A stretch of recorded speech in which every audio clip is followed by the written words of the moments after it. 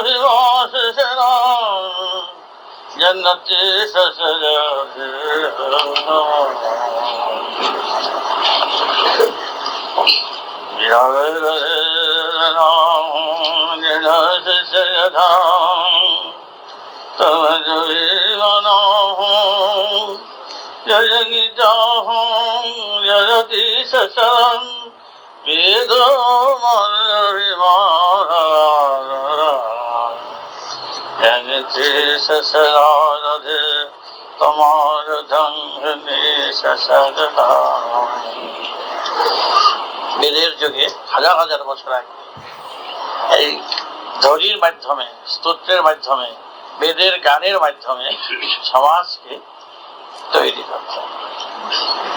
আজ থেকে 50,000 বছর আগে তখন এরকম জাতিগত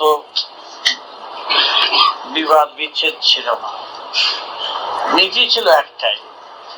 তাদের দেব দেবতারা এখনকার দেব দেবতাদের সম্বন্ধে জানতো না। এই দেব দেবতারা তো কয়েক হাজার বছরের কথা, 50,000 বছর আগে যারা এই দেশে বাস করতেন, তোমাদেরই পূর্বপুরুষরা, তারা কি নিয়ে, কোন উপাসনায়, কোন চিন্তায় তারা থাকতেন বলো দেখিনি? তাদের ধ্যান, জ্ঞান, প্রেম ছিল কি জানো?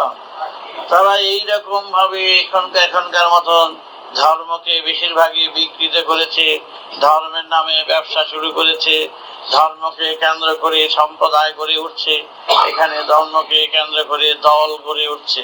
এটা ধর্মের অঙ্গ নয়।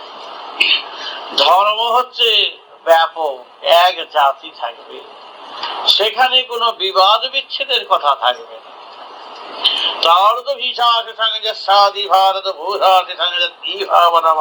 বেদ হচ্ছে বিজ্ঞান, বেদ হচ্ছে যুক্তি, বেদ হচ্ছে গণিত শাস্ত্র, গণিত।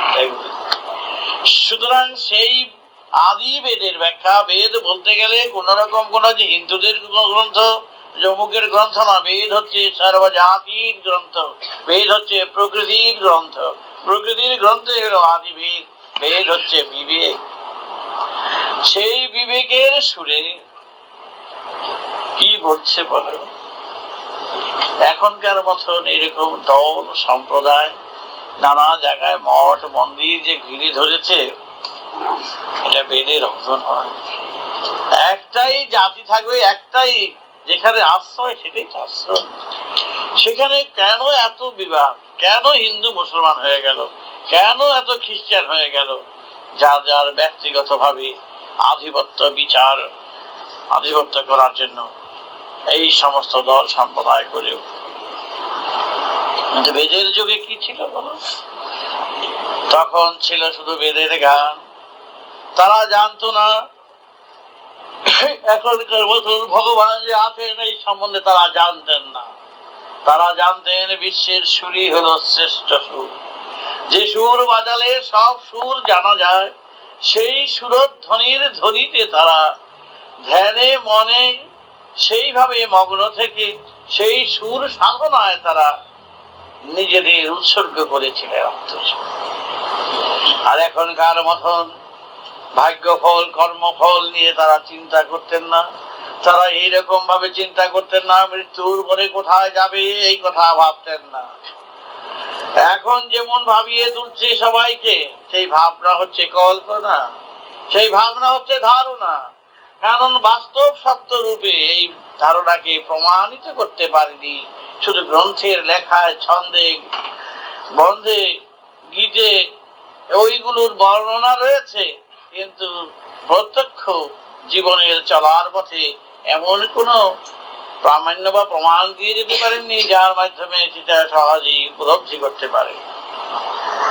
যে জিনিস উপলব্ধি করবে সেটা সত্য বলে যেটা জানবে সেটাই উপলব্ধি, আর যে জিনিস জানে না, বুঝে না, কল্পনায়, ধারণায়, সেটা উপলব্ধিতেও আসবে না। সেখানেই থাকে মানুষের দ্বন্দ্ব। দ্বন্দ্ব মানুষকে সেখানেই ঘিরে ধরছে। সেই দ্বন্দ্বের সমাধান তখন হতো, তখন তো এরকম মৃত্যুর পরে কোথায় যাবে তা ভাবনা ছিল না। দেবতাদের দর্শন, স্পর্শন, অনুভূতির সম্পর্কে কোনো কথা ছিল না। কিন্তু তাহলে দেখা যাচ্ছে হালের যুগে যেই 5-7 হাজার বছর আগে যেই দেবতারা যেখানে সৃষ্টি হয়েছেন, যেই দেবতাদের নিয়ে আমরা মঠ মন্দিরে বিগ্রহ রূপে পুজো করছি, চির সত্য যাহা তাহা চিরকালই তো থাকবে। কেন 7,000, 8,000, 5,000 ভিতরে এটা সীমাবদ্ধ? 50,000 বছর আগে যখন দেশের সভ্যতা ছিল, দেশের মাটিতে যখন সব কিছু ছিল, ভালোবাসা, প্রেম সব ছিল বিদ্যমান, তখনকার সময় চন্দ্র সূর্য ছিল, কিন্তু ছিল না এখানকার কোন দেব দেবতার কথা। তাদেরকে কোনো মুক্তি ছিল না, তাদের তো গয়া গঙ্গার কোনো প্রশ্নই ছিল না, পিণ্ডি দেওয়ার কোনো প্রশ্নই ছিল না। তবে তাহলে তারা কি সব দুশ্মন, ভূত প্রেত হয়েছিল? তা তো ঠিক নয়। প্রকৃতির সৃষ্টির নিয়মে কখনো কাউকে ব্যতিক্রম করে সৃষ্টি করেননি, ব্যতিক্রম ভাবে তার নীতিগত দিক থেকে কোনো তিনি চিন্তা করেনি। সবাই চারিত্রিক, শারীরিক এবং সমস্ত দিক থেকে এক ধরনের কাজ তারা করে গেছে। কে বড় হলো, কে ছোট হলো, কে ভালো করলো, ভালো জানলো, সেটা হচ্ছে পরবর্তী কথা। কিন্তু সেখানে যখন তারা এই বেদের যুগে সমাজকে সুন্দরভাবে সাজিয়ে বনের বাইরে ঘরের জব, কিন্তু সবাই একাকার, এক সুরে বাঁধা ছিল, তারা তখন সেই বেদের গানের সুরে তারা দেশকে তারা গড়াবার জন্য সবাই আগ্রহী ছিল। সবাই দেশকে গড়াতো, সবাই দেশ। সেখানে আমার বলে কেউ কিছু চিন্তা করতো না, সবাই ছিল আমাদের, সব কিছু দেশ। এখন ব্যক্তিগত 5 নম্বর বাড়িটা যেমন আমার, 6 নম্বর বাড়িটা যেমন আমার, তখন ওই রকম আমার বলে ওই রকম ঘর ছিল না। এই দেশ জোড়াটাই ছিল আমার, আমাদের। সেইভাবে তারা দেশকে গড়াতো, চাষবাস করতো, এক জায়গায় রাখতো, সবাই নিয়ে যার যার প্রয়োজন মতো নিত। গাভীকেও গৃহে পালতো না, গাভীর জন্য তারা আলাদা ব্যবস্থা করতে, খাওয়া, বনের গাভী এসে সেসব খেত। দুধের ভারে গাভীগুলো দাঁড়ে দাঁড়ে এসে উপস্থিত হতো, আমায় একটু হালকা করে দাও, এই যেন বলতো। তাই সে তখনকার সময়, সেই সময়ে যারা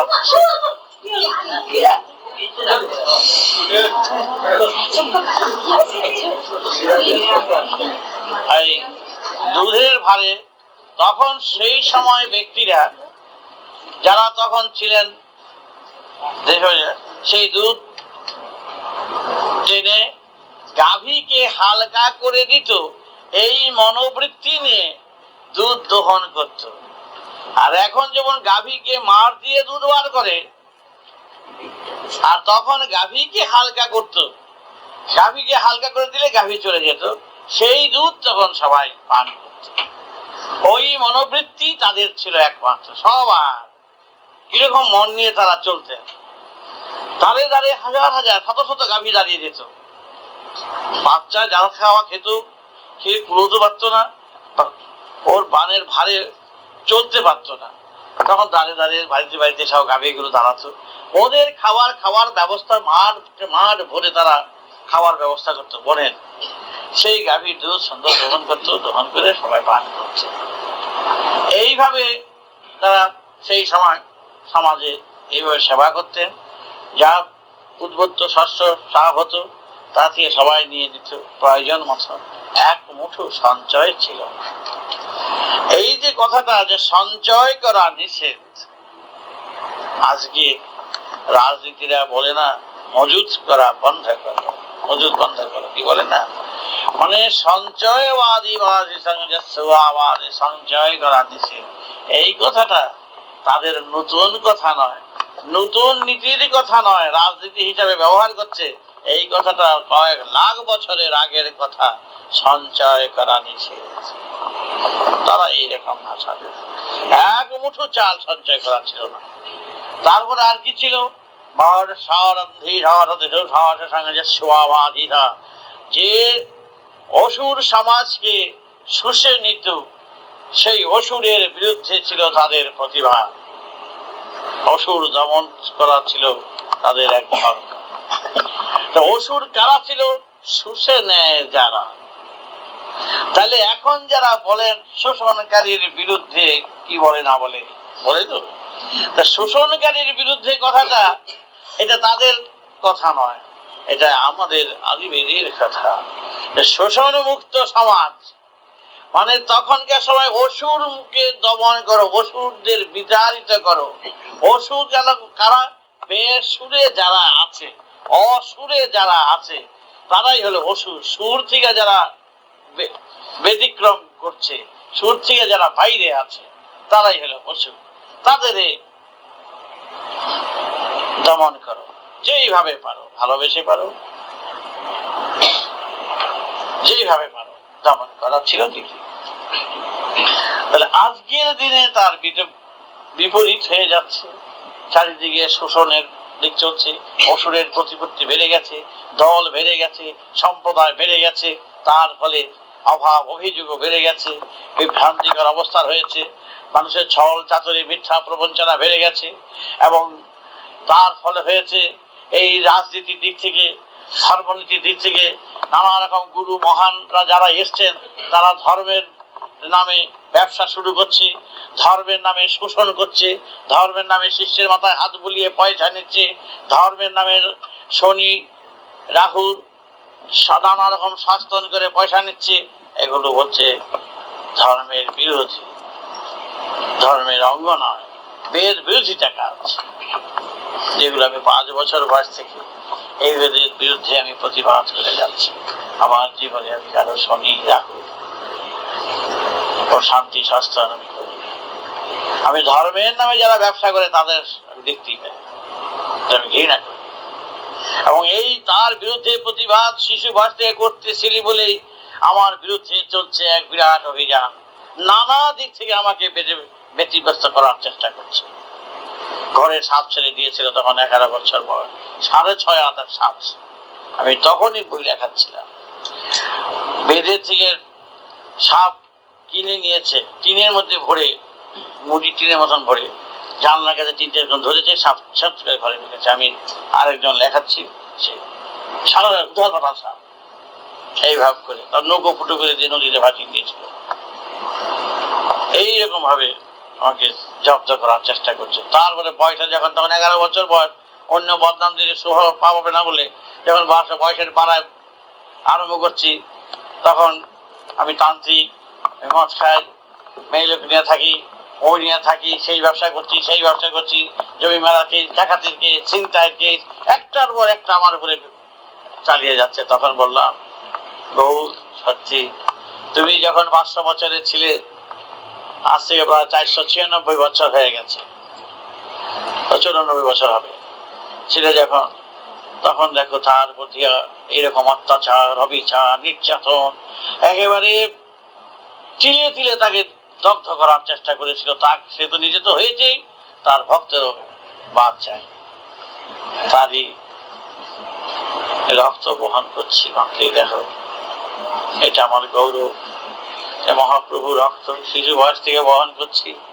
এই রক্তের মর্যাদা রক্ষা করাই হচ্ছে আমার ধর্ম। এবং তিনি শেষ পর্যন্ত শেষ কাজ করে যেতে পারেননি, শত্রুরা করতে দিল না।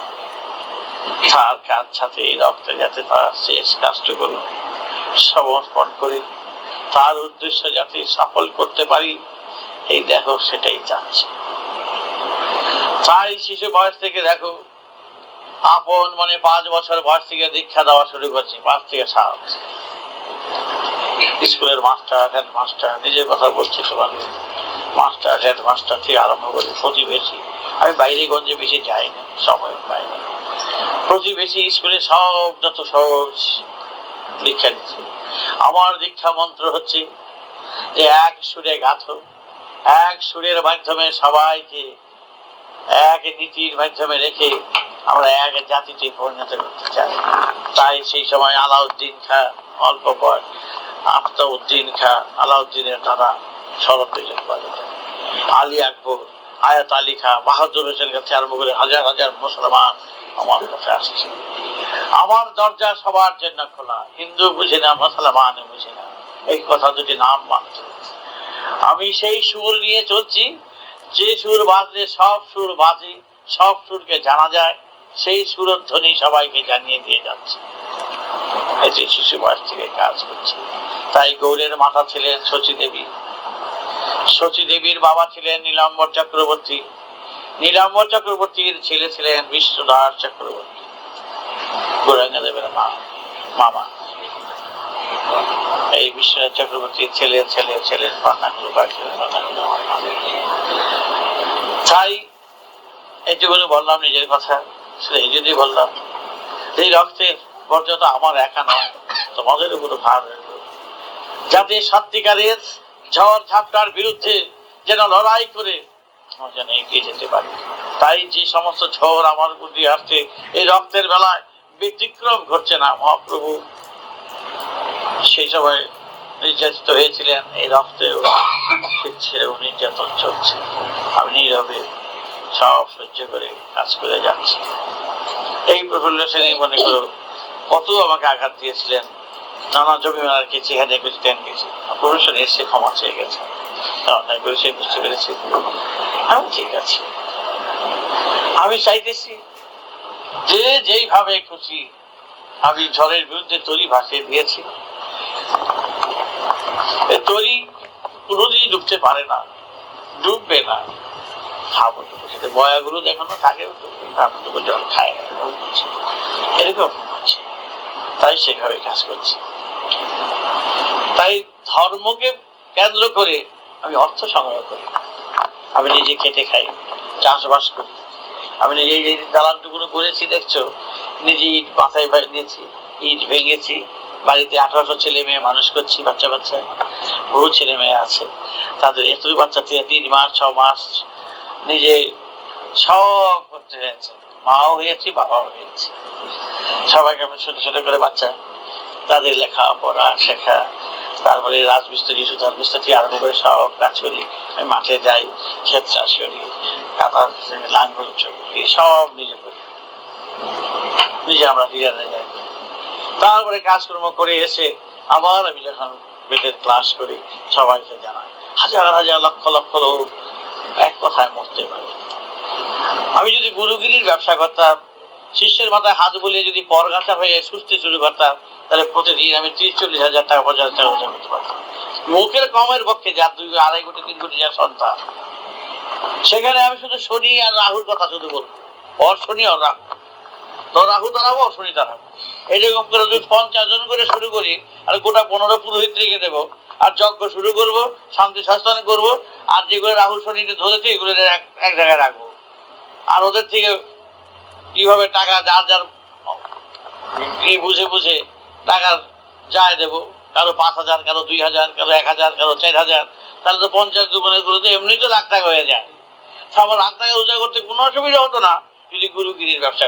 তার চেয়ে আমি গাইডকে তাকে সম্মান দিই, পকেট মারাচ্ছে সম্মান দিই, তবে যারা ধর্মের নামে এইভাবে নিরীহ সন্তানদের আমার উপরে যারা নির্ভরশীল, যে সমস্ত যারা দীক্ষা দিচ্ছি আমার উপর নির্ভরশীল, তাদের হাত বুলিয়ে, তাদের মাথায় হাত বুলিয়ে পরগাছা হয়ে শুষে নেওয়াটা আমার ধর্মের এক পুরোপুরি।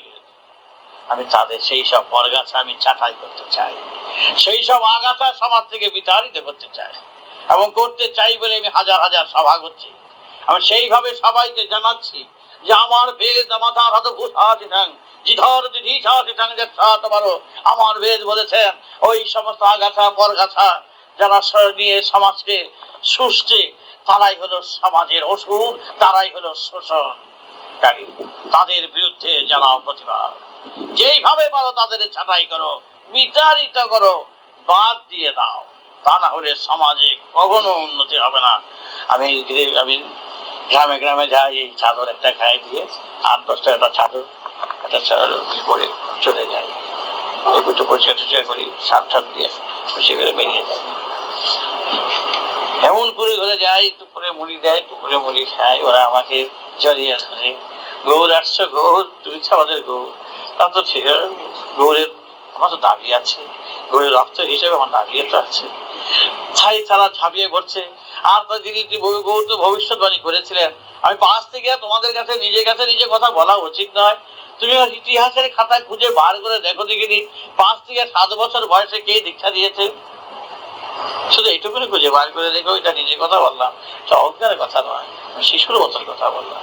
এই বাচ্চা বয়স থেকে এক সুরে আমি সবাইকে আঁকবার চেষ্টা করছি, আমার আর অন্য কোনো কিছু। তাই গ্রামে গ্রামে দেখতে পাচ্ছি কত হাজার হাজার সন্তান ধুলোতে গড়াচ্ছে, আগাছা পরগাছার মতন পড়ে আছে, কেউ দেখবার নেই। যত বড় বড় কথা মাঠে ঘাটে আর ঘরের মাঠে, কিন্তু সেই কথায় তো মানুষের পেট ভরছে না। আর বড় বড় কথা ওদের কি হবে, ওরা যেখানে দাঁড়িয়ে আছে সেখানেই পড়ে আছে। আমি তাদের পাশে গিয়ে দাঁড়িয়েছি যে তোরা কি মানুষ হতে চাস, তোরা কি জানতে চাস কিছু? আমরা জানতে চাই, সুযোগ দেবে কে বাবা? তুমি আমাদের টেনে তোলো, আমরা তোমার পাশে দাঁড়িয়ে, কাছে দাঁড়িয়ে তোমাকে স্মরণ করে আমরা এগিয়ে যেতে চাই। তোরা লাঠি ধরতে পারবি বাবা? তুমি হাজার হাজার আমার সন্তান রয়েছে, তোমরা তুমি বলো আমরা লাঠি ধরে কি করতে হবে, যা বলবে তাই আমরা করব। তাই আজ 2.5 কোটি 3 কোটি 3 কোটি কাছাকাছি হয়ে গেছে। আর যদি 1 কোটি সন্তান লাঠি নিয়ে দাঁড়ায়, চিন্তা করে দেখো কি করতে না পারে। তারা সমস্ত সব অবস্থার জন্য প্রস্তুতি নিয়ে তারা আসছে। তারা খুনি নয়, খুন করতে চায় না, ঝগড়া করতে চায় না, বিবাদ বিচ্ছেদ কিচ্ছু নয়, তারা চায় শান্তি। কিন্তু কথা হলো, যেখানে ট্যাবলেটে কমে না, হোমিওপ্যাথি কমছে না, এলোপ্যাথি বায়োকেমিক কমছে না, কোভিডে কমছে না, এলোপ্যাথিকে ট্যাবলেটে কমছে না, যেখানে যে অপারেশনের ছাড়া চলবে না, সেইখানে তো অপারেশন করতেই হবে। সেই অপারেশন তো খুন নয়, রোগকে মুক্ত করা। রোগীকে আমি ভালোবাসতে পারি, রোগকে তো ভালোবাসতে পারি না। সমাজ আজ ব্যাধিগ্রস্ত সমাজ। সেই ব্যাধিকে সমূলে বিনাশ করতে হবে। ব্যাধির মূল কোথায় আগে দেখো। আজকে তুমি হাসপাতালে পাঠালে, শ্মশানে পাঠালে, অমুক জায়গায় নিয়ে গেলে, এই সেবাটি বড় নয়। রোগীর শুধু সেবাটাই বড় কথা নয়, রোগীর উৎপত্তির মূল কারণের সেবা করো, যে এই কারণ সেবা করলে যাতে রোগ আর প্রবেশ করতে না পারে। এই তো রোগ আসবে আর হাসপাতালে নিলে রোগ আসবে, এই সেবাটা তো শেষ সেবা নয়। তার চেয়ে বড় সেবা হলো রোগ যাতে প্রবেশ করতে না পারে, সেই সেবা করো। আজ আমাদের দেশে শুধু আমরা রোগীর সেবা করছি, শ্মশানে পৌঁছে দিচ্ছি। আরে বাবা, বুঝলাম তো সেবা সবটাই ভালো, তার চেয়ে মহৎ সেবা হচ্ছে দারিদ্রতার সেবা। দারিদ্রতার মূল কারণ কোথায়? কারা দারিদ্রতা সৃষ্টি করছে? অভাব।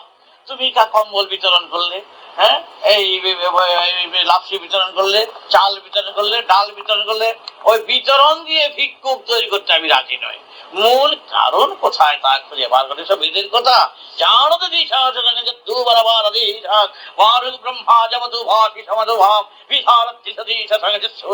সেই মূল কারণ খুঁজো, সেই মূল কারণ খুঁজে সেই তার বীজ গুলো ফেলে দাও। যে বীজ দাঁতের কারণে সমাজ আজ দূষিত, পকেট ভর্তি করে আজ যে যা খুশি। সরকারকে কারণ লিমিটেড বলো, প্রাইভেট লিমিটেড না পাবে বলো, ইচ্ছা মতন সরকারকে যদি এসে সরকারে ঢুকে যদি ইচ্ছা মতন পকেট ভারী করে আর সবাইকে বিতাড়িত করে, এটা তো ধর্মের অঙ্গ নয়। যেই হোক, যে কোনো সরকারের, ব্যক্তিগত কারো নাম ধরে বলছি না, কিন্তু আজকের দিনে যেই পরিস্থিতি দাঁড়িয়েছে, এই পরিস্থিতিতে সেই মূল কারণের বীজ দাঁত গুলো ফেলতে হবে, মূল কারণ উচ্ছেদ করতে হবে, যে কারণের বলে আর সমাজ এই দুর্দশাগ্রস্ত। বেদের কথা, ধর্মের কথা।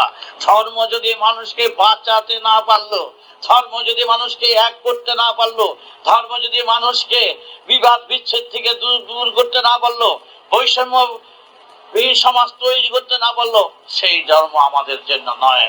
ধর্মে সবাই সমস্যা, সেই ধর্মে আমরা চাই, যেই ধর্ম সব পরিষ্কার করবে, পবিত্র করবে। সুতরাং যে ধর্ম দূর করতে পারবে না ওই সমস্ত ধর্ম দিয়ে তোমার কাজে নেই। তোমাদের দেবতারা যাদের বিগ্রহ রূপে পুজো করছো, প্রত্যেক দেবতা ঢাল তরোয়াল ত্রিশূল ধনুর বাণ নিয়ে দাঁড়িয়ে রয়েছেন অসুর দমনে, মনের অসুর বাহিরের অসুর। আর তোমরা তার ভক্তরা অনুগতরা ফুল চন্দন দুব্বা নিয়ে বসে আছো। ভালো কথা। ঘরে যখন তোমার ডাকাত মা বোনের উপরে যখন চরম অত্যাচার শুরু করছে, তখন ফুল চন্দন দুব্বা দিয়ে তাদের ডাকাতকে পুজো করলে সেই ডাকাত খুশি হবে? ধরতে হবে তখন তোমার অস্ত্র। সেই অস্ত্র দিয়ে যদি তুমি সেই ডাকাতকে খুন করো, তাতে কি সেই অপরাধ হবে তোমার? বুঝতে পেরেছেন? বললাম ঘরে ডাকাতকে যদি তুমি খুন করো, তাতে কি তোমার ফাঁস হবে? তাহলে আমি দেশের বাড়িতে যখন গেছিলাম 2 গ্রামের পরে এক জমিদার বাড়িতে হেজাক নিয়ে প্রায় 100 লোক চলছে, ব্যান্ড পার্টি বাজিয়ে। হেজাক 4-5-10টা হেজাক আর ব্যান্ড পার্টি বাজিয়ে চলছে। চলন, আমাদের দেশে চলন হয় না, এই যে সব চলন বেরিয়ে যায়, চলন যাচ্ছে। এটাই ভাবছে ডাকাতরা হেজাক বাজিয়ে ব্যান্ড পার্টি হেজাক জ্বালিয়ে ব্যান্ড পার্টি বাজিয়ে যাবে, এটা কি করে বুঝবে মানুষ? সেই রকম বাজিয়ে বলেছে কি ওই জমিদার বাড়িতে ঢুকছে, ইচ্ছা মতন ব্যান্ড পার্টি বাজাচ্ছে, ওখানে গিয়ে ঠুসটাস শুরু করে দিয়েছে। ব্যান্ড পার্টি শুরু হয়ে যায় না। আশেপাশে খবর হয়ে গেল যে জমিদার ডাকাত আমাদের বাড়ির পাশে গ্রামে থেকে 2 জনে 2 বন্দুক নিয়ে বাড়ি হয়ে গেল। বার হয়ে গিয়ে যেভাবে হোক 2টো ডাকাতকে ফেলে দিল। সরকার তখন, ব্রিটিশ সরকার তখন তাদের 500 টাকা পুরস্কার দিল। তারা দেখা যায় খুন করলেও পুরস্কার দেয়, শত্রু মারলে পুরস্কার দেয়। তাহলে আজকের শুধু বাড়ি 5 নম্বর বাড়িতে ডাকাত ঢুকলে বড় কথা নয়, আজকে আমার বাড়ি এই 10টা জোড়া, সেখানে আজ অসুর ঢুকে গেছে, মা বোনের বুকের গ্রাস কেড়ে নিচ্ছে, সমাজকে বিব্রত করছে, শিক্ষা দীক্ষার থেকে সবাইকে বিচ্যুত করেছে। তুমি চিন্তা করো, একটা বাচ্চাকে ভর্তি করতে গেলে গলদ ঘর্ম হয়ে যাচ্ছে, একটা স্কুল পায় না, ভালো জায়গা পায় না, তারে তেল মাখতে হয়, সবাই সব থাকে না, সুযোগ সুবিধা থাকে না। সুতরাং অনেক ছেলে পেলে সুযোগের অভাবে পরাভব হয়ে যাচ্ছে। তাই তোমাদের কাছে এই কথাই বলা, যে দেশ সুযোগ সুবিধা নাই, বড় বড় যাও, স্কুলে যাও, শতেক গাড়ি দাঁড়িয়ে আছে, তাদেরই যেন স্কুল, তাদেরই যেন সব যাদের আছে। তাহলে যাদের আছে এটাই মুষ্টি পেয়েও তারাই সমাজকে গ্রাস করে রাখবে। যেখানে 7 কোটি লোক, নাহলে 1 লক্ষ লোক, 10 লক্ষ লোকেরই আছে, 15 লক্ষ লোকই হোক, 50 লক্ষ লোকেরই আছে। কথা বুঝে চিন্তা করে দেখো, 50 1 কোটি লোকের আছে, 59 কোটি লোক তো পথে দাঁড়ানো, 1 কোটি লোকই সমাজকে গ্রাস করে রাখবে। এটা বেদ বলছে তোমাদের অপরাধ হচ্ছে। তোমরা কি করে এটাকে সহ্য করছো? কেন তোমরা প্রতিকার করছো না, প্রতিবিধান করছো না? তার জন্য তোমরা এগিয়ে যাও, মা বোনের মুখের গ্লাস কেন কেড়ে নেবে, তাদের বিরুদ্ধে প্রতিবাদ করো। যেইভাবে বলো, অপারেশনের যন্ত্র হাতে নিয়ে চলো, অপারেশন করে ওই সমস্ত সেফটি ব্যাধি সব প্লেট গুলো বার করে দাও। এইগুলো বেদের কথা। রাজনীতির কথা না এগুলো। শুধু মনে করো না যে রাধা কৃষ্ণের বর্ণনা করলাম, লক্ষ্মীনারায়ণের কথা বললাম, স্বর্গের কথা বললেই বড় কথা হলো না। কথা হলো ভিত চোখে দেখা যায় না, ভিত থাকে নিচে, 10 তলা করে উপরে, এটা হলো ভিত, বেদের ভিত। তুমি যখন কাজে বসবে, সমাজে যখন যাবে, তাহলে দেখো তারা সবাই তো ঢাল, তোমরা যখন বাপের বাড়িতে যাও তখন ঢাল তলোয়ার লাঠি ঠ্যাঙ্গা অস্ত্র নিয়ে যাও। আর হয়তো পালপুজি বাপের বাড়ি বলে এটাকে, সে আছে ঢাল তলোয়ার অস্ত্র শস্ত্র রণসজ্জায়, অসুর মারতে আসছে। কার বাড়িতে কার মায়েরা মেয়েরা এরকম অসুর মারতে লাঠি দিয়ে ঠাঙাতে ফেলে যায় বাপের বাড়িকে, জানা কেউ জানা। আর তারপরে বাল বাচ্চারা কার্তিক গণেশ সবই গল্পের মতন আছে, সন্দেহ যাই হোক, দেখো তো নাই কার্তিক গণেশ থেকে তোমার বাড়ি করা লাগেনি যে কে আছে আমি গণেশ আসছি, আসলে হয়নি। সুতরাং সবটাই তো কথা শুনেছ। সেই কার্তিক মা আসবেন বাপের বাড়িতে, তার সাথে সাথে আমরা মামা বাড়ি যাবো, চল। কার্তিক ঠিক হলো, গণেশ ঠিক হলো, সরস্বতী ঠিক হলো, লক্ষ্মী ঠিক হলো, সব বাপের বাড়িতে আসছে। কত আনন্দ আনন্দ, মার সাথে আসে, মা এরকম একটা যুদ্ধে যাচ্ছে, সাংঘাতিক, হ্যাঁ কত তখন সরস্বতী বলছে, মা তুমি যদি তোমার অনারে এই যুদ্ধে যদি সব শত্রুকে অসুরকে দমন করতে পারো, আমি ঢেলে আমি দেহ বিনার যন্ত্রের সুর দিয়ে যাব, সবাই যাতে সুরজ্ঞ হয়। লক্ষ্মী বলল ঠিক আছে, সরস্বতী যদি এই কথা কাজ করে, আমি ঢেলে আমি অর্থ দিয়ে যাব, যে অর্থের মাধ্যমে সবাই যেন এক ইসেতে থাকে, সুরে থাকে, কেউ যেন আমার অর্থের থেকে বঞ্চিত না হয়, সবাই সমান অধিকার রাখবো। এই যে সমান অধিকার, এই সমতার সুর, এটা সাম্যবাদেরই কথা। এই কথাটা নিয়ে গেল ওরা, এই যারা করে রাজনীতি। আর এই কথা আমাদের কথা আছে যে সমতার সুর, সমবন্টন, সমভাগ, সম অধিকার, এটা আমাদের কথা। তাই কি মার্কস, কার্ল মার্কস আছে না, হ্যাঁ, এই মনে হয় বেদের জার্মান লোক, তো তাই সেই জার্মান তো আমাদের এখানকার ম্যানাস্ক্রিপ্ট নিয়ে গেছে বেদের অনেক, তাই মনে হয় এই সমান, সমবন্টন, সমভাগ, সম অধিকার, হ্যাঁ, আর এই মজুদ বংশ সঞ্চয় করা নিষিদ্ধ, আর শোষণ মুক্ত সমাজ, এটি হলো তো ফান্ডামেন্টাল, এই হলো বেসিস। তার উপরে এদের আরো কারিগরি বিদ্যা, ইকোনমিক খানা টানা দিয়ে অনেক এটাকে আরো অনেক কিছু করেছে। কিন্তু আমাদের ভিত হলো এটা, আগেই বলে যে সৌম্য মূর্তি, সমতার সুরে, সমজ্ঞান, সমতা, এটা আমাদের কথা। সুতরাং আমরা যে সাধনা করব, আমরা সেইভাবে চলবো। দেবতারাও চাইছেন অসুর মুক্ত সমাজ করো, শোষণ মুক্ত সমাজ করো, ভক্তরা কেন তার আদর্শচ্যুত হবে? তাই ভিত তৈরি করার জন্য বেদই হচ্ছে জ্ঞান, মনে রেখো, বেদ হচ্ছে বিবেক, বেদ হচ্ছে বিজ্ঞান, বেদ হচ্ছে গণিত। সুতরাং তোমাদের কার্য পদ্ধতি ধারা, তারই মহামন্ত্রের সুরধ্বনি হচ্ছে যেমন সা রে গা মা পা ধা নি সা। এটা হলো এক স্টেপ, এক সিঁড়ির কথা। আর সেই সিঁড়ি গন্তে গন্তে যখন 25,000 সিঁড়ি, যেমন সারে সব আছে, উদারা মুদারা তারা আছে, সেই মূলাধার, স্বাধিষ্ঠান, মণিপুর, অনাহত, বিশুদ্ধ, আজ্ঞা আর সহস্রা, এই সারে গা মা পা ধা নি সা, দেহ বিনা যন্ত্রে বাজালেন। কে বাজালেন? বাজালেন শ্রীকৃষ্ণ বাজালেন। কি বাজালেন? বংশের বাঁশিতে। তোমরা তো কৃষ্ণকে বাঁশের বাঁশিতে পটে ভাবে দেখেছো, কিন্তু সেই এই বংশের বাঁশেরও বাঁশি বাজার নাই। মহাকাশ, মহাকাশের নামই হচ্ছে যে কৃষ্ণ বর্ণ বলে না, ওই কৃষ্ণ বর্ণকেই কৃষ্ণ নামে অভিহিত করেছেন। সেই নাম অনুযায়ী এই কৃষ্ণের নাম কৃষ্ণ রাখা হয়। যে কৃষ্ণের বর্ণ আছে, খুঁজে তাকে বর্ণে আনতে পারবে না। ওই বর্ণ তো কৃষ্ণ হচ্ছেন গভীর, ওই যে দেব এত গভীর, এত অসীম, তার জন্য কৃষ্ণ বর্ণ। তাকে খুঁজে পাওয়া যায় না, সে তার বর্ণ খুঁজে পাওয়া যায় না। সেই বর্ণনা থেকে, সেই বর্ণ থেকে যাকে বর্ণনায় আনা চলে না, সেই কৃষ্ণকে এখানে কৃষ্ণ নামে অভিহিত করেন, সেটাই হলো কৃষ্ণ। তার জন্য মহাপ্রভু 2 হাত তুলে দিয়েছিলেন আকাশবাণী, ওই কৃষ্ণকে হরে কৃষ্ণ হরণ করেন যে কৃষ্ণ। কৃষ্ণ তারপরে কি বলেন? ধারা, তার থেকেই আসলো ধারা, ওই মহাকাশ থেকে তো ধারা আসলো, সেই ধারার থেকেই তো ধরিত্রীর সৃষ্টি। তাহলে ধরাই হলো পৃথিবী, ওই থেকে, ওই ধারার থেকে হইলো ধরা, ওই ধারার থেকে হইলো ধরিত্রী, ওই ধারাই হলো মহাকাশ থেকে ধারা।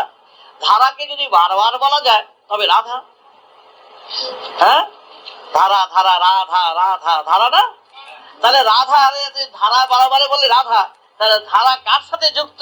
ওই কৃষ্ণের সাথে যুক্ত, তাই হলো যুগল। এই যুগল সেই নয় যে আরেকজনের পরের স্ত্রীকে নিয়ে তিনি প্রেম করতে বার হয়েছেন, ভালোবাসতে বার হয়েছেন। এটা মানুষ বর্ণনা হচ্ছে মানচিত্র, ওইটাই হলো মানচিত্র শুরু, এটাই মানচিত্র শুরু। তাহলে সেই রাধা কৃষ্ণের যুগলবর্তী হিসাবে এখানে মানচিত্র রূপ রাধা কৃষ্ণের পুজো করা হয়। এবং সেই যে বংশের বাসী, বাঁশের বাঁশি নয়। আমরা সম্বন্ধাদি করতে গেলে এই বংশ সেই বংশ দেখে না, এই কুল সেই কুল দেখে না।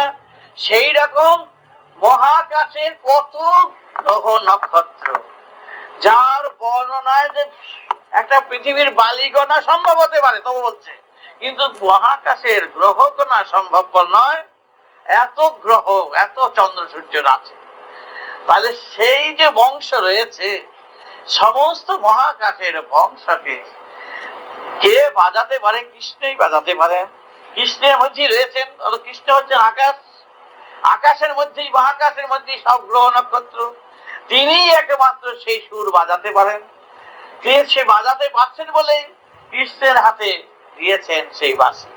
ওই কৃষ্ণ তিনি বংশে, সব বংশের এই কুল সেই কুল দেখে সব কুলের বাঁশি তিনি বাজান। সেই বাঁশির সুরে কাকে নিয়ে বাজান? রাধাকে নিয়ে। প্রকৃতি এবং পুরুষ রাধাকে নিয়ে। রাধা হচ্ছে যে ধারাবাহিক ধারা অনুযায়ী ধরিত্রী বা ধরার সৃষ্টি যে করে, সেই রাধাকে যুক্ত করে সেই বাঁশি বাজালেন কৃষ্ণ। তারই ধরাই হচ্ছে ধারাপাতা। ধারাপাতা পড়ে না মানুষ, সেই ধরার থেকে হলো ধারাপাতা। সেই ধারাপাতায় হচ্ছে অ আ ক খ গ ঘ যেমন আছে, সেই ধারাপাতায় আছে মূলাধার, স্বাধিষ্ঠান থেকে, মণিপুর থেকে, অনাহত থেকে, বিশুদ্ধ থেকে, আজ্ঞাচা করতে তার বর্ণনা আছে, তার সারেগ্রাম লেখা আছে। সেই সারেগ্রামটা হচ্ছে 25,000 সিঁড়ি, 25,000 সিঁড়ি ঊর্ধ্বে উঠলে স্তর আছে, বিজ্ঞানসম্মত স্তর, কল্পনায় বলে কোনো বস্তু এখানে নেই। সেই স্তরের মধ্যে বর্ণনা আছে, কি আছে? যে মূলাধারং জনতি সঙ্গ চরাধাসে সরং সারিষ্ঠানভিদভি সঙ্গ জনভি পরিভাতি তমাম। সারিষ্ঠান হচ্ছে মূত্রোদ্ধার, এটা হচ্ছে গুচ্ছোদ্ধার। এবং মূত্রোদ্ধারে বলতে আমার আতং জনভি সরধে সরং, উন্মাদনার বৃত্তির নিবৃত্তিতে হচ্ছে সৃষ্টি। মণিপুরে হচ্ছে তোমরা যখন গর্ভে ছিলে, তোমরা তো মুখ দিয়ে খেতে পারো নি, পড়ে গেলে তো নাভি কেটে ফেললে, পড়ে গেলেই ওয়া ওয়া শুরু করলো, ওয়া ওয়া দিলা মধু দিল, ব্রহ্মারাধ অনাহত জানো ভসং ব্রহ্ম বিবাহ। জানো এই সারেগামা, এই সারেগামায় যদি আলাউদ্দিন খান নাম শুনেছে তো, ও তো লেখাপড়া জানতো না, কিন্তু দেখো সারেগামায় এই গুণা দিয়ে তার দিয়ে তারা শরৎ বানাতো কোনো মতো করে, দোতারা শিখতো। এই তার পেটাতে পেটাতে এশিয়ার মধ্যে কেন পৃথিবীর মধ্যে শ্রেষ্ঠ বাদক বলে গণ্য হয়ে গেছে। আর সেই গুণা আমি আলাউদ্দিনের দাদার সঙ্গে আমার খুব আলাউদ্দিন আসতো, আফতাউদ্দিন আসতো, আল্লাহ রে আল্লাহ রে, কুমিল্লার কথা বলতে, কুমিল্লা দেশের লোক তো, আল্লাহ রে আমার তো পিসা, হে খোদা রে, তুই যে খোদার দুধ, হে খোদা, আল্লাহ রে আমার আজ্ঞা চক্রটা ফাটিয়ে দিত। ওই কুমিল্লার কথা বলছি, আজ্ঞা চক্রটা ফাটিয়ে দিত।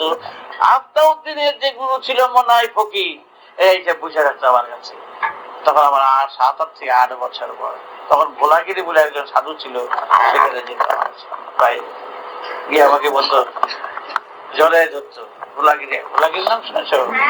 ভোলাগিরি আমার জলে ধরে কাঁদতো যে অদ্ভুত। তখন লোকনাথ ব্রহ্মচারী বলে একজন সাধু ছিলেন, তারই বন্ধু ছিল মনাই ফকির। সেই মনাই ফকির আমার কাছে প্রতিদিন রাত 2টার সময় সবাই জানতো, এই লম্বা মালো 170 বছর বয়স, আফতাউদ্দিনের গুরু। আলাউদ্দিনই বাঁচছে প্রায় 108, 9, 10 বছর বয়স, আলাউদ্দিন বেঁচে গেছে। এবং তার দাদা হচ্ছে আফতাউদ্দিন, আমার কাছে পড়ে থাকতো, এটা সবাই জানে, কুমিল্লা আমাদের সবাই জানে। এবং তার গুরু হচ্ছে মনাই ফকির, আমার কাছে বসে থাকতো। সেই মনাই ফকির যখন গান গাইতো, আমি তো কিছুটা শুনে দিয়েছিলাম, শুনে যেহেতু গান গাইতো, সেই গান সবসময় আমাকে শোনাতে এসে দোতলা বাজিয়ে রাখি। সুতরাং আমি সেই অবস্থা থেকে কি যেন বলছিলাম, এই সপ্তসুর আজ্ঞা চক্র মহাবীতাং ব্রহ্ম। দেখো এই সারা গামা পিটিয়ে দেখো তো বড় হয়ে গেল, অর্থ জানে না। তাই ইয়ে বলছিলাম, আত্মহত্যা বলছিলাম, এ খান সাহেব শোনো তুমি, খান সাহেব খান সাহেব বসো। আল্লাহ রে কেন ডাকছো বাবা, কত সার অর্থ কি আল্লাহ, এই কথা বুঝছে গুমু। আত্মহত্যা খুব বড় স্তর ছিল, আল্লাহদের চেয়ে অনেক বড়। এই কথাটা বুঝতে পারতাম না। আরে কেন বুঝতে পারতাম না? বুঝছি তোমার ওই তুমি কও। তখন সার অর্থ বলেছি 3 ঘন্টা বুঝা দিচ্ছে। আমি বললাম যে আত্মউদ্দিন খান সাহেব, এটা হলো প্রথম সিঁড়ির সারাগ্রাম, 25,000 সিঁড়ির সারাগ্রাম মূলাধার থেকে সহস্রা, সেই কথা শোনো। অনাজ্ঞা চক্র মহাবিভাং ব্রহ্মবারিশি চরণ বিশুদ্ধ শোধন জালাধীশ। যখন শিবের গলায় সাপ দেখেছো না, এই জ্যান্ত দেখেছো, সব পথে সব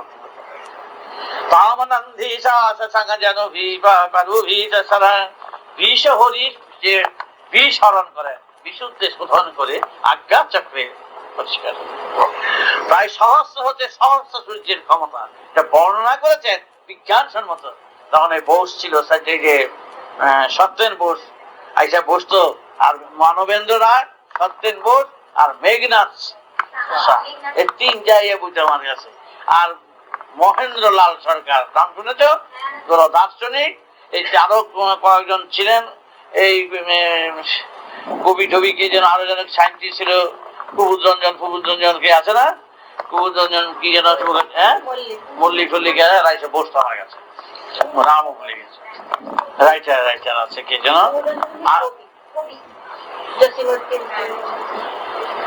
আচ্ছা কে যেন আছে, আমি সম্পূর্ণ নামটা ভুলে গেলাম। রাধা কুমুদ, রাধাকৃষ্ণ এসছেন, রাধাকৃষ্ণ দার্শনিক, সে তো তার চিনি না, একজন সাইন্টিস্ট কি যেন মুখার্জিটা কি সেটা দেখো, রাধা কুমুদ মুখার্জি এখানে বসতো। ওনাদের কাছে আমি সব মাঝে মাঝে বলতাম, সত্যেন বলতো যে আমরাই কি করে এটাকে ফাটাবো, আমরা কোন ফাটাবো? একটা বাচ্চা শিশু যখন চায়না দেশের একটা বাচ্চা, তোমাদের বাচ্চা যদি 1 দিনের বাচ্চা যদি চায়না দেশে রাখো, 2 বছরের বাচ্চা চায়না কথা বলবে না? তারা কি কোনো বইটে দিয়েছো? বইটে দেওয়া হয়েছে? কোনো মাত্রা রাখা হয়েছে? তাহলে দেখো 2 বছরে ও যে চায়না ভাষা গড়গড় করে বলবে, আর তোমরা এই বুড়া বয়সে গিয়েও 5 বছরও দখল করতে পারবে না। বুঝতে পেরেছো? 5 বছরও সেটা তোমার ওর মতন বলতে পারবে না। তাহলে ও কি করে বললো বলো দেখিনি? ও ভাষা শিখলো না, অর্থ নিশ্চয় শিখলো না, ভাষা শিখলো না, তারপরে করা হলো না, তাকে কোনো বই দেওয়া হলো না, মাস্টার রাখা হলো না, সে তো চানা ভাষা ঠিকঠাক করে শুরু করে দিল একটা বাচ্চা। শিশু তার মাটির মতন ছোট, সেই জন্য সব এরকমই তার ক্যামেরার মতন যেটা আছে সেটা তুলে নিতে পারে। বুঝতে পেরেছ? তাই প্রত্যেকটি জীবন শিশু বল, সেই পাত্রটা ক্যামেরার মতন তুলে নেওয়ার মতন ক্ষমতা রয়েছে। তাহলে সারে গামা বাধা নিচে যে কোনো বেশি অর্থ জানলো না, শিখে নিল। সেই রকম মূলাধার থেকে সহস্রারে যদি যারা শিখবে, তারা সেই শিশু হলেও সেটা রয়ে গেছে, যে কোনো সময় শিখতে পারে, জানতে পারবে। তাই আত্মউদ্দিনকে এবং মনাই ফকিরকে বলেছিলাম, তুমি সাধনা করো এবং মূলাধার থেকে দেহ বিনা যন্ত্রকে বাজাও, আপনি সুরধ্বনি হবে। এই যে মূল মন্ত্রটা দিয়েছি, এইটা তোমরা সব সময় জপ করবে। জপের অর্থই হচ্ছে মহাকাশের মহাসুর মহাধ্বনি, সমস্ত বিশ্বের সুরধ্বনি সুর এই আজ্ঞা চক্র সহস্রার সঙ্গে যুক্ত। এটাই শুধু এখানকার শব্দ মাধ্যমে সেটা দেওয়া হলো, সেটা অবিরাম ওরা যখন সময় পাবে জপ করবে। জপ যখন নিয়েছ, আর আগে যদি কোনো জপ থাকে, অনেকে তো বলবে যে একবার দীক্ষা নিলে আরেকবার দীক্ষা নেওয়াটা উচিত নয়। তা নয়, দীক্ষা যতবার খুশি নেওয়া যায়। যে যখন দীক্ষা দেবে সেই দীক্ষাটা 18 বার জপ করতে হবে। আগের দীক্ষা যেটা আছে সেটা 18 বার জপ করে এই দীক্ষা সবসময় জপ করে। দীক্ষার উপর নিয়ম হলো, সেই দীক্ষা দেওয়ার অধিকার যে শিশু বয়স থেকে সুরধ্বনি জাগে, সুর নিয়ে যে আসবে, সেই হলো এক কথা। যে গুরু অধিকার আমাদের দেশে যেভাবে গুরু গদির পর আসে, এটা এখানকার সংস্কারের কথা, কিন্তু এটা বেদের কথা নয়। বুঝলে, বেদের কথা হলো যে আমি গুরু হিসাবে কথা বলছি না, আমি যে সুর শিশু বয়স থেকে পেয়েছি সেই সুর আমি একা নয়, সেই সুরের সাথে সবাইকে করবো, সেই সুরে সবাইকে পৌঁছিয়ে দেব, এটি আমার কর্তব্য। সুতরাং আমি সুরকে নিয়ে বলবো এটা ঠিক নয়। সেখানে কোনো পেশা নাই, সেখানে কোনো গুরু গুরির কোনো বালাই নাই, বাপ বেটা সম্পর্ক, মধুর সম্পর্ক, সেখানে অন্য কোনো কিছু নেই। কিন্তু আজ সমাজে যে জিনিস করছে, যে গুরু হতে গেলে দক্ষিণা লাগবে, দীক্ষা দিতে দক্ষিণা লাগে, দেখো বস্ত্র লাগে, দিন লাগে, ক্ষণ লাগে। কিন্তু একটা বাচ্চা যখন হয়, মাঠে ঘাটে বাচ্চা হয়নি, হ্যাঁ, গাড়িতে বাচ্চা হয়নি, সেখানে দিন ক্ষণের জন্য বসে আছিল, সবার জন্য বসেছিল। মৃত্যু যেখানে কিছু সেখানে হয়নি। তাহলে জন্ম, মৃত্যু আর দীক্ষা কোনো সময় অসময় নেই, এটা জন্ম তো যখন খুশি তখন দীক্ষা নেওয়া যায়। যা দিশা আসা থাকা সেখানে দক্ষিণার প্রয়োজন হয়। দীক্ষায় দক্ষিণা প্রশস্ত নয়, এখানে নিয়ম করে দিয়েছে, এখানে নিয়ম। কারণ তোমার সাথে আমি তোমাকে সৃষ্টি করবো, তোমার সাথে আমার রক্তের সম্পর্ক। রক্তের সম্পর্ক অর্থের বিনিময় নয়, দিলের বিনিময়। সুতরাং আজকে এখানে বস্ত্র দিচ্ছে, বসা দিচ্ছে, এটা পেশাতে পরিণত করছে, ব্যবসাতে পরিণত করছে। তার জন্য হাজার হাজার বছর আগে বেদজ্ঞরা বলে গেছেন, বেদজ্ঞরা যদি এরকম দিন সময় আসবে যেদিন এই ধর্মের নামে মানুষকে বিভ্রান্ত করবে, পর গাছা হয়ে মানুষের থেকে শুষে নেবে, আজকে দিনে তাই দাঁড়িয়ে গেছে। আমি তার বিরুদ্ধে প্রতিবাদ করছি। কত ঝড় ঝাপটা আমার বিরুদ্ধে আসছে, কত আঘাত প্রতিঘাত আসছে, যেন একটা করে একটা ছবল দিয়ে যাবে। ডাকাতের কেচে ফেলছে, মেয়ে লোকের কেচে ফেলেছে, জমি মারার কেচে ফেলছে, একটার পর একটা জমি মারার কেচে ফেলছে। 15 কাঠা জমি 50 টাকা করে কাঠা নয়, ফেলেছে একটি বিধবা সম্পত্তি মেরে দিয়েছে। সে তোমাদের পত্রিকা চারিদিকে ছাড়িয়ে ছড়িয়ে একেবারে হই হুল্লা বিধবা সম্পত্তি মারছে। দাম কত? 15,575 750 টাকা দাম হয়ে গেল, লেগে হলো 2 লাখ টাকা। আমি শুধু একটি কথা জানিয়ে দিয়েছি, তখন আমার 2 কোটি, তার 2 কোটি সন্তান। 1 পয়সা করে যদি একটা ভিক্ষুক, সে একটা নয়া পয়সা আমার দিতে পারবে। 1 পয়সা করে যদি আমি প্রত্যেকের থেকে নেই, 1 কোটি নয়া পয়সা প্রতিদিন আমি নিতে পারবো। তাহলে 1 কোটি নয়া পয়সায় 1 লক্ষ টাকা হয়, হিসাব করে দেখুন, বুঝলে? তাহলে 1 কোটি নয়া পয়সা আমার 1 লক্ষ টাকা আমি প্রতিদিন রোজগার করতে পারি। 30টা পয়সা যে খেতে পারে সে আমার দিতে পারবে। তাহলে 30 লক্ষ টাকা আমার মাসে আয় হয়। যদি আমি 1 কোটির কথা বলছি, 2 কোটি বাদ দিয়ে দিলাম, 1 কোটির কথাই বলছি, তা 30 কোটি, 30 আমি 30 কোটি পয়সা, 30 লক্ষ। তাহলে চিন্তা করে দেখো, আমি তখন এসে জানলাম যে আমি 750 টাকার বিধবা সম্পত্তি মারতে যাব কেন। এটাকে এইভাবে করে একেবারে বিরাট ফলাও করে দিয়েছে। আর একেবারে ডিসি আমাকে একেবারে তছনছ করার চেষ্টা করছে। ঠিক আছে, জজ, হাইকোর্টের জজ খুব শাসিয়ে দিয়েছে, ওদের ভালোভাবে আমাকে জজ ভালো সম্মানই করেছে। ওরা আবার সুপ্রিম কোর্টে নিয়ে গেছে, দেখো কিরকম আমাদের পড়ে আছে, হয় ফাঁক না হয় খারাপ, সুপ্রিম কোর্টে ছুঁড়ে ফেলে দিয়েছে। ওই যে চিফ জাস্টিস যারা, এই কি অন্যায় কথা, এরকম একটি ব্যক্তি তার সম্বন্ধে এরকম নোংরা এরকম ছুঁড়ে ফেলে দিয়েছে, চলে যাও। ঠিক আছে, আমি তো কিছু কারো দোয়াজ করতে যাই না, কারো কিছু করতে যাই না। পত্রিকায় আমার জীবনে এই গঙ্গা নদী দেখতে পাচ্ছ, যত শহরের আবর্জনা এর মধ্যে ভেসে যায়, আজও কি হিন্দুদের কাছে অপবিত্র হয়েছে? আমার জীবনে শিশু বয়স থেকেই বদনামে হইল আমার বাহন, বদনামের উপর দিয়েই আমি চলছি, যত বদনামে আছে আমার উপর দিচ্ছি। বাচ্চা 1800 ছেলে এত বাচ্চা তৈরি করছি, কি দুঃখের কথা, এত বাচ্চা 3 মাস 6 মাস একটা ঘরে আমি রয়েছি, প্রায় 100-150 বাচ্চা আমার কাছে শুয়ে রয়েছে।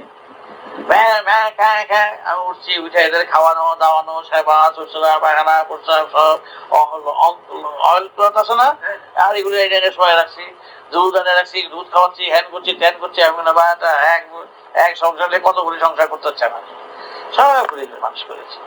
সেই বাচ্চাগুলি যখন 1 বছর 2 বছর 3 বছর, আমার যখন 13-14 বছর বয়স, তখন থেকে আমার যখন নাকি 28 বছর বয়স হইলো, সাথে তো আরো বাড়বে, আমার 14 বছর থেকে 18 বছর হলো, ওদের 2 বছর থেকে কারো 16 বছর হলো, তাহলে কারো 20 বছর হয়েছে, কারো 16 বছর হয়েছে, কারো, এরা তো দূরে দূরে আমার কেউ মা ডাকে, আর আমার বাচ্চা বোঝাই আমার দুধ খায় এরকম করে, বাড়ির বুকের মধ্যে শুয়ে থাকে। আর সেই বাচ্চাগুলো বড় হয়ে গেল, তাদের জামা কাপড় জুতো আমি কারো থেকে ভিক্ষা মাগিনি, কারো থেকে দান গ্রহণ করিনি।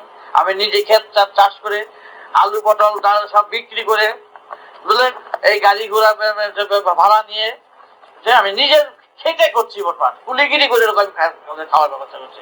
কারো থেকে ডোনেশন আনা, চাল আনা, কাজ করা, এটা আমার নিজের বিরুদ্ধে কাজ। বুঝতে পেরেছো? আমি সেইভাবে সে বাচ্চাগুলো মানুষ করছি। একটা গ্রুপ বড় হয়ে গেছে, আর একটা গ্রুপ আবার আছে। এদের বিয়ে শাদী লেখা পড়া, এই যে বলো না, এই যে দালান কোটা সুদা সুদা সব কিছু সব আমাদের দিচ্ছে। আমি সেইভাবে কাজ করে যাচ্ছি। আমরা একত্র হয়ে, আমরা একান্নভুক্ত পরিবার। আমি বড়, সেই বড়, সেই বড় না, কাজের সময় আমরা সব সমান। আমি জল টানি, আমি মাথায় কাজ করি, আমি কাজ করি, সব কাজ করে যাচ্ছি। এটি আমার কুলি। আমি যে খেতে চাষবাস করছি, এটি আমি কুলির বলে নিজেকে মনে করি। আমি তাই সেইভাবেই আমার আমার তত্ত্ব, আমার বেদের ক্লাস, আমি তাদের যে দীক্ষা দিচ্ছি, তবে আমি সত্যিকারে মনে করছি যে করছি। ঠগবাজকে করে শিষ্যের মধ্যে হাত বুলিয়ে পয়সা রোজগার করাটা, পকেট বানাচ্ছি আমি খারাপ, পরিষ্কার করতে মনে করছি। তাহলে আমার অর্থের প্রয়োজনীয়তা আছে, অর্থ প্রয়োজনীয়তা নাই অন্য সাধুরা বলে। আমার অর্থের প্রয়োজনীয়তা আছে, কিন্তু আমার প্রয়োজনীয়তাটা আমি ছিনিয়ে নিয়ে পরগাছা হয়ে নয়, আমি খেতে খাওয়া। তবে কেউ কি দেয় না, 2 টাকা দিয়ে যায়, কাগলাউ রে, কুমড়া রে, হেনে রে, তেনে রে, ফল রে, ওইটা ফেলে দিয়ে যায়। বাল বাচ্চারা দিয়ে দিই, জোর করে দিয়ে যাবে, দেবে না, কাটাকাটি করে দিয়ে যাবে। বাল বাচ্চারা আবার সিলেট কিনতে হয়, পিসি করতে হয়, জামা কিনতে হয়, কোনটা না করতে হয়, কাপড় জামা সমস্ত একেবারে মেয়েদের যা দরকার, ছেলেদের যা দরকার সবই লাগে আমার, সব আমি করি। আমি বাড়িতে বাড়িতে, শিষ্য বাড়িতে বাড়িতে তোমার তো দক্ষিণা দাও না, না আমার একটা দক্ষিণা দিবে। শিশু বাড়িতে দাঁড়িয়ে গেছে রাস্তায়, আমার করতে পারবে তো, এখনই তো সময় পাই না, দক্ষিণা দিবে। হ্যাঁ দক্ষিণা যা চান, তোমার এই জমিটা পড়ে আছে, খালি জমিটা বাড়ির মধ্যে পড়ে আছে, কিছু তো কাজ টাজ করো না, ওই জমিটা আমাদের চাষ করতে দিবে। খুব ঠিক আছে, ঠিক আছে, যার 1 কাঠা 1.5 কাঠা মতো জমি আছে, বুঝলে, ওই জমিটা আমি চাষ করা। মালো, আমার তো পয়সা টাকা নাই, তোরা তো বলে ঘুমোস, একটু কুমড়া বা লাউ বা ডাটা বা একটু পুঁতে দিস, বলছে যা হবে কিছু বিক্রি করে আমি কিছু পয়সা পেয়ে বাচ্চাদের কিছু খেতে আমি লোক পাঠিয়ে দিই, ওরাও করে। এরকম 3000 বাড়ি ঠিক করেছি, বুঝতে পেরেছ? ও 3000 বাড়িতে যে বাড়িতে জমিগুলো পড়ে আছে অকেজে হয়ে, অকেজে জমি, তাতে দেখা যাচ্ছে প্রায় 5000 কাঠা জমি পেয়ে গেছে। বুঝতে পেরেছ? 5000 কাঠা জমি পেয়েছি, এই পড়ে আছে, কিচ্ছু করে না, ছাই ফেলাই দেখালে। ওই জমিগুলো চাষবাস করছি আমি। ওই আমার যেন আমার বাজারটা ভালো হয়, বা যারা পরে বেড়ে ঘুমা জোরে বলে, ওরা নিজেরা ক্ষেত্রে নিয়ে চাষবাস করে এবং ওরাই জল দেয়, আমার লেবার খরচ লাগছে না, জমি থেকে আমার টাকা দিয়ে জমি কিনতে হচ্ছে না, ওরাই কাজ করে, ওদের জমি ওরাই থাকে, ওদেরই সব। আমি দেখা যাচ্ছে এইবার দেখা বলো প্রায় 15-20 হাজার কুমড়া বিক্রি করছি। তুমি জানো প্রায় 15-20 হাজার বেগুন হয়ে গেছে।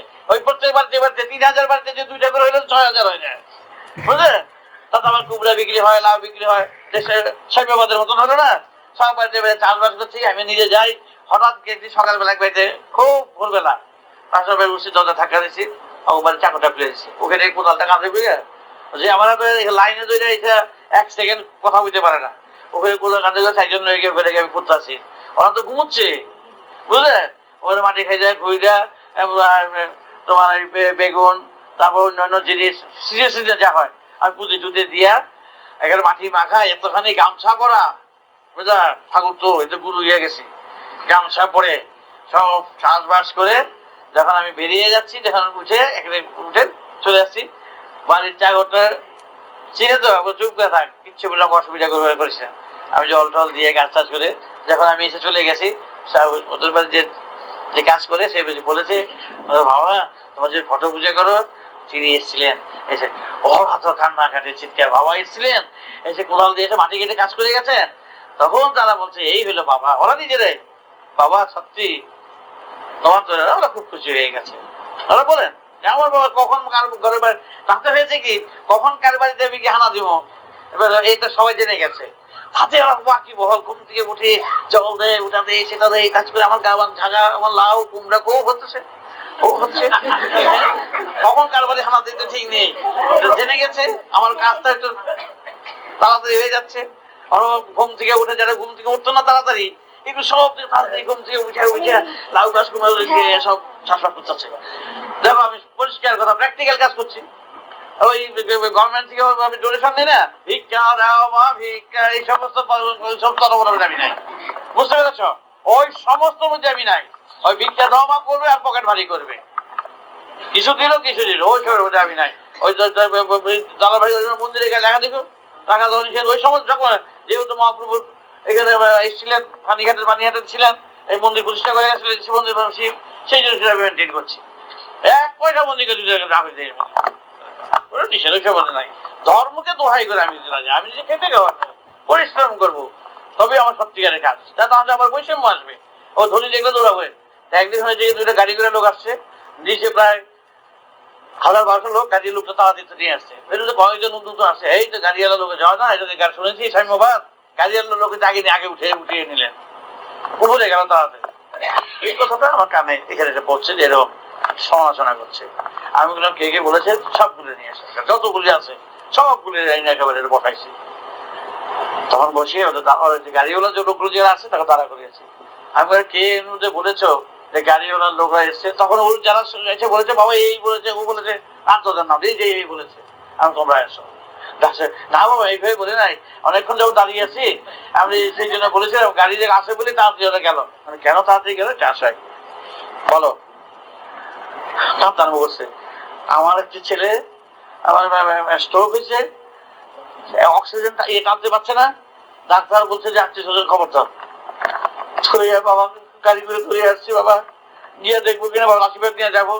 এখন বলো তোমরা, আমি খবরটা পেয়েছি ডাকছি, এখন বলো তাদের যদি দেরি করে আমি যদি আশীর্বাদ দিই তোমাদের 2 ঘন্টা পরে সে গিয়ে দেখলো চলে গেছে। তোমার বাবার কাছে গেছিলাম গিয়ে আর পেলাম না। তোমরা এই অবস্থায় এদের কি ডাকা উচিত কিনা? না বাবা ডাকা উচিত। তাহলে তাড়াতাড়ি দেখে ছেড়ে দেওয়া উচিত। হ্যাঁ বাবা তাড়াতাড়ি দেখে ছেড়ে দেওয়া উচিত। তা না জেনে কখনো মন্তব্য করবে না, এটা জীবনে মনে রাখবে। না জেনে কান কথার উপরে কখনো মন্তব্য করবে না। গাড়িওয়ালা লোক হিসাবে না, গাড়িতে এসছে সেই জন্য এসছে, তাড়াতাড়ি এসে আশীর্বাদ দিয়ে তাড়াতাড়ি নেওয়ার কাছে পৌঁছিয়ে দেবে, এই জন্যই তাড়াতাড়ি আছে। তাকে কি তোমাদের লাইনে ফেলে দিলে সুবিধা হবে? না বাবা জানতাম অন্যায় করছি। আমার ঠিক আছে, অন্যায় কথা বুঝে তোমাকে জানাই দেওয়ার জন্য তোমাদের ডাকছি, তাহলে সেই জন্যই ডাকা হয়েছে। এইরকম বহু রকমের লোক আছে, বহু রকমের ধনী গরিব সবই আসছে আমার কাছে, সব কাজ করে যাচ্ছি আপন মনে। তোমরা সেইভাবে জপ করবা, নাম করবা, যারা দীক্ষা দিয়েছো, যারা সম্পর্ক করেছো। আমি চাষি, আমি খেতি, আমি দেহ ক্ষেত্র বুঝাই, মাটির ক্ষেত্র বুঝাই। আমি প্র্যাকটিক্যাল, আমার জীবনে প্রত্যক্ষ। আমি 5 বছর যে সুর বাজাচ্ছি, বেদ এই সুর যেন তোমাদের যাদের কানে দিয়েছি আমি জানি, আমি এটুকুনো বুঝেছি, আমি এটুকুনো একেবারে ঠিক আছে যে শিশু বয়স থেকে যে সুর নিয়ে আমি এসেছি, এই সুরে যাদের আমি টেনে নিয়ে যাব। ইঞ্জিন তো চলে আগে, তার পিছনে বগিগুলো থাকে, ইঞ্জিন যেখানে পৌঁছে বগিগুলো সেখানেই পৌঁছে। সুতরাং আমি যদি ইঞ্জিনের মতন নিয়ে সবাইকে টেনে নিতে পারি, এই ক্ষমতা অর্জন করে থাকি, তাহলে আমার লক্ষ লক্ষ সন্তানকে আমি সেই পথের পথিক করতে নিশ্চয়ই পারবো। আমি যদি লাইনচ্যুত হয়ে যাই, সবাই তো লাইনচ্যুত হয়ে যাবে। আমি যদি গুরুগিরি লালসায়, আমি যদি এই শনি রাহুল লালসায়, পরগাছা লালসায় শিষ্যেরা ঠকাতে শুরু করি, সবাই ঠক, আমিও নিজেও শেষ, সবাই শেষ। তাই তোমাদের কাছে এটি রইল, যেই রক্ত নিয়ে তোমাদের কাছে এসছি, এই রক্তের মর্যাদা, এই দেহের যেমন রক্ষা করা প্রয়োজন, সব রক্ষা করা। আজ এই থাক, রাম নারায়ণ রাম। তাই এই গান দিয়েছি, মহাকাশের মহানাম মহাসার গ্রাম বিজ্ঞান অর্থবোধে রাম নারায়ণ রাম। এখানকার রাম নারায়ণ রাম ওই নামে এই নাম, ওই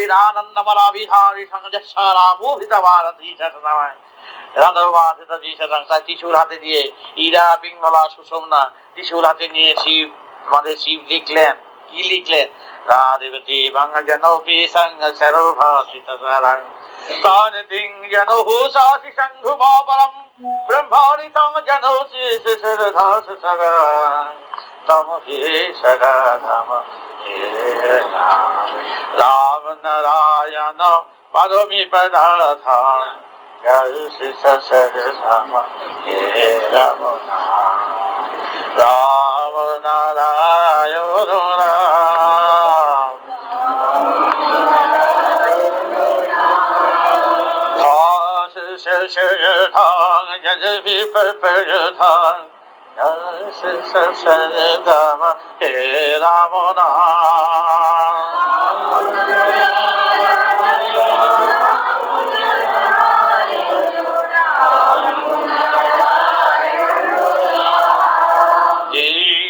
সঙ্গে ধরম ঝি সঙ্গ যতি ধর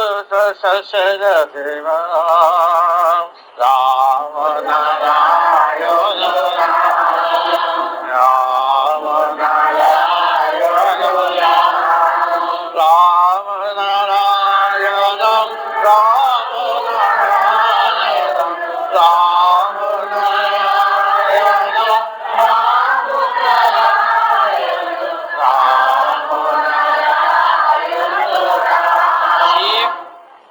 প্রকৃতি পুরুষ থেকে এই মহানাম, এই মহা সারেগ্রাফ হিসাবে রাম নারায়ণ রাম, বিরাট অর্থ।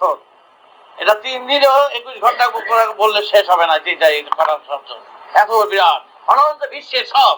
তাই জপ করবা মনে, আর এই রাম নারায়ণ করবা মুখে। ধান থাকবে, বীজ ধান থাকবে গোপনে, আর চাল হলো বাজারে। চাল চাই, চাল চাই, ধান চাই, ধান চাই কি বলে গো? চাল কোথায়? চাল করা, চাল পুতলে কি হয় না? গাছ হবে।